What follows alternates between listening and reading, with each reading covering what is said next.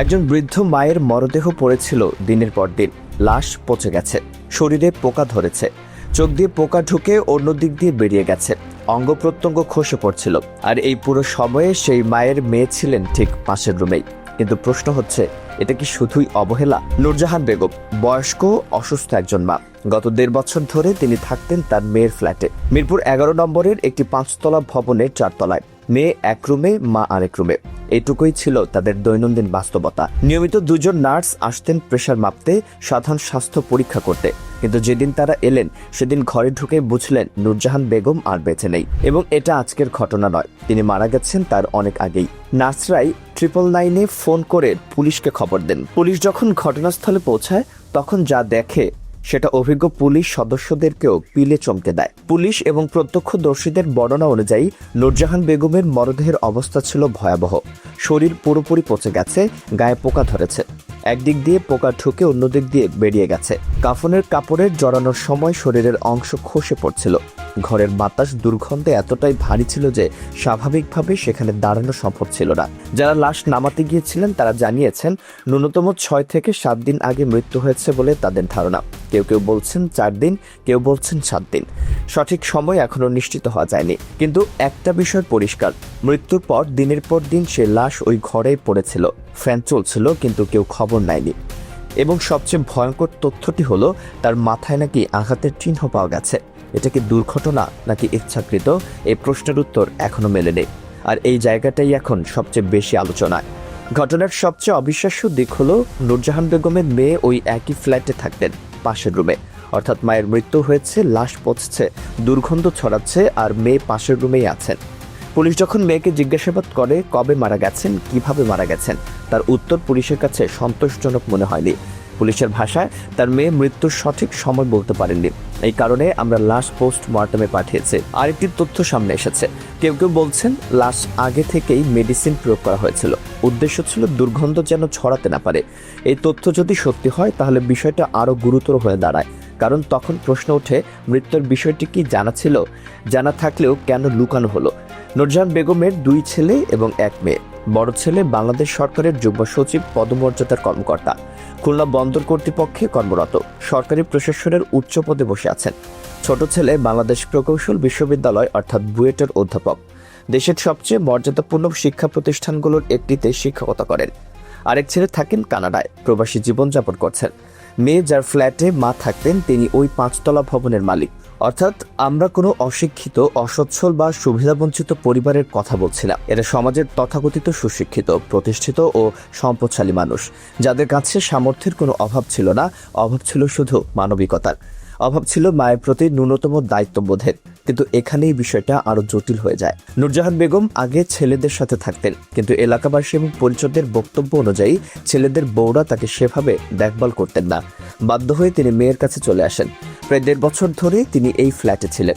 কিন্তু মেয়ের বাসায় এসেও কি তার অবস্থার উন্নতি হয়েছিল? পুলিশ এবং এলাকাবাসীর বর্ণনা অনুযায়ী ফ্ল্যাটের ভেতরের পরিবেশ ছিল চরম অস্বাস্থ্যকর। ঘরের অবস্থা ছিল এমন যে 10-15 বছর ধরে কেউ পরিষ্কার করেনি। একজন মানুষ সেখানে স্বাভাবিকভাবে বসবাস করতে পারেন, এটা কল্পনা করাও কঠিন। পাশের ফ্ল্যাটের বাসিন্দারাও জানতেন না যে পাশের রুমে একজন মানুষ মারা গেছেন। অর্থাৎ এই পরিবারের সাথে পারিপার্শ্বিক যোগাযোগও ছিল প্রায় শূন্য। একজন বৃদ্ধ মা অসুস্থ, একা একটি ঘরে, কোনো যত্ন নেই, কোনো পরিচর্যা নেই, কোনো মানবিক সংযোগ নেই। এটাকে কি স্বাভাবিক বলা যায়? এই ঘটনার সবচেয়ে সংবেদনশীল দিক হলো মাথার আঘাতের চিহ্ন। একাধিক সূত্র জানিয়েছে, নূরজাহান বেগমের মাথায় বাড়ি দেওয়ার চিহ্ন পাওয়া গেছে। পরিবারের পক্ষ থেকে বলা হচ্ছে, মৃত্যু স্বাভাবিক। মা বৃদ্ধ ছিলেন, অসুস্থ ছিলেন, স্বাভাবিকভাবেই মারা গেছেন। কিন্তু পুলিশ এই ব্যাখ্যায় পুরোপুরি সন্তুষ্ট নয়। তাদের ভাষায়, মৃত্যুর সময় নিয়ে আমাদের কনফিউশন আছে। মেয়ের দেওয়া জবাব সন্তোষজনক মনে হয়নি।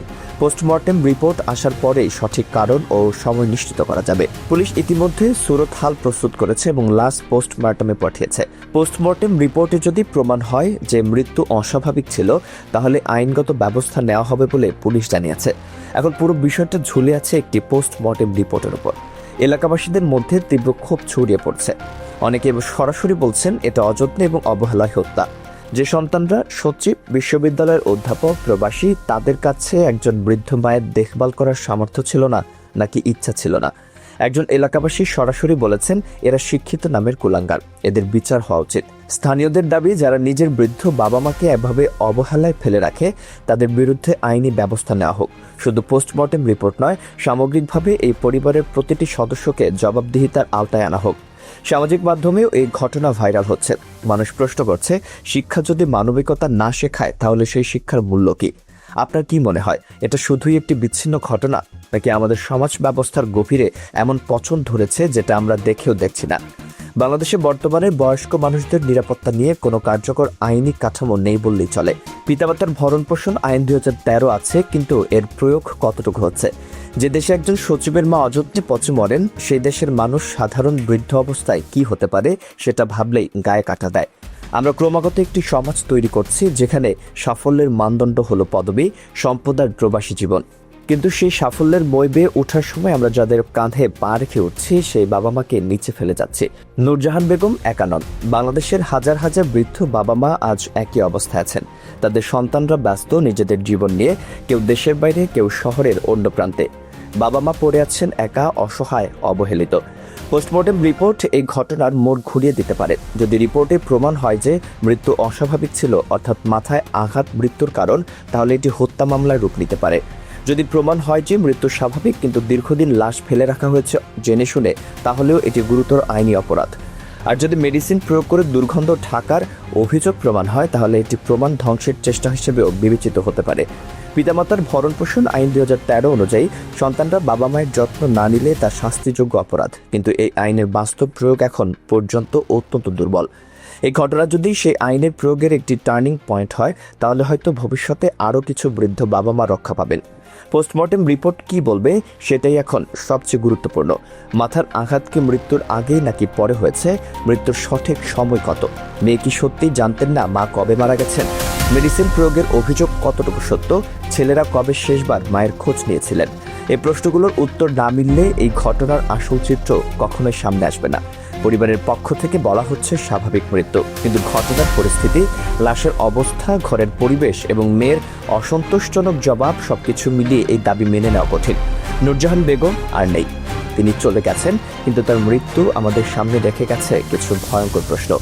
পরবর্তী কয়েকদিন পোস্টমর্টেম রিপোর্ট আসবে। সেই রিপোর্ট যদি অস্বাভাবিক মৃত্যুর দিকে ইঙ্গিত করে, তাহলে এই ঘটনার প্রভাব শুধু একটি পরিবারের সীমাবদ্ধ থাকবে না, পুরো দেশ জুড়ে এর ঢেউ ছড়িয়ে পড়বে। আর যদি স্বাভাবিক মৃত্যু প্রমাণ হয়, তাহলেও প্রশ্ন থেকে যায়, একজন মায়ের লাশ দিনের পর দিন পৌঁছে থাকবে আর সুশিক্ষিত সন্তানরা খবরও নেবে না। এটা কি সভ্য সমাজের চিত্র? এই পুরো ঘটনাকে আপনি কিভাবে দেখছেন? আপনার মতামত কমেন্টে জানান আর ভিডিওটি শেয়ার করুন।